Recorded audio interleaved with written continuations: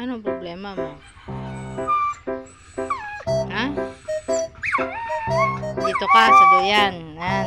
Dito ka sa duyan. Ngayon nga lang ako umupo eh.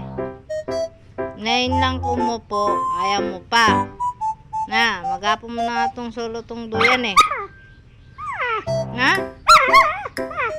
Dito ka? Sa'yo ta? Ha? Tingnan mo. Sa kanya daw tong duyan oh. Nakong aso talagang ito ay. Ayaw akong paupuin. Sa kanya daw tong duyan na to. Oh. Tingnan eh. Oh.